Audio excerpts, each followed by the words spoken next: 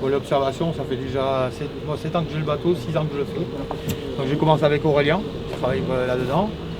Après, on a continué avec Alizé et puis on va continuer sur le Dauphin. Voilà. Alors, je crois que c'était important. Donc la charte, c'est la semaine prochaine à Paris, Oui, pour la signature. voilà, qu'elle me sera présentée par l'ensemble des comités régionaux qui l'ont construite et voilà, qui l'ont validée avec l'ensemble des pêcheurs. Donc là, c'est très bien. Vous saviez, on était attendu par la Commission, que la France prenne véritablement là-dessus ses responsabilités.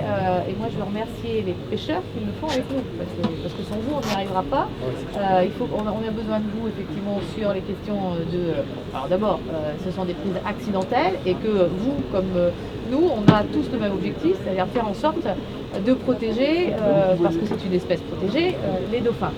Donc on a cet objectif en commun avec tous ceux qui aiment la mer et tous ceux qui aiment effectivement ces espèces maritimes et il faut pouvoir les préserver. En même temps, on a une activité économique et cette activité économique, il faut qu'on arrive à la faire vivre en même temps que de protéger les dauphins et qu'on comprenne mieux ce qui se passe.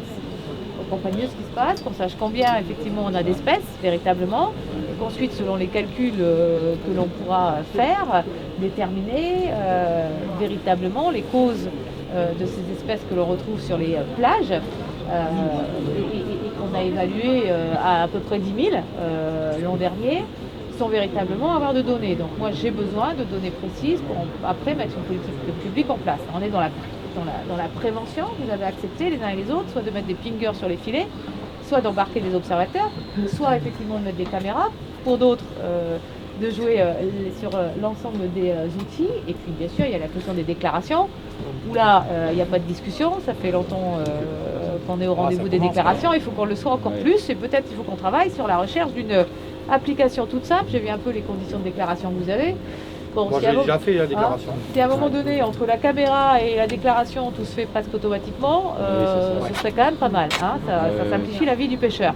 Si vous voulez, on a d'autres problématiques qui sont liées à la pandémie, mais bon, on essaie d'avancer tous les jours. Si bien sûr la restauration pouvait ouvrir à 100%, on serait content.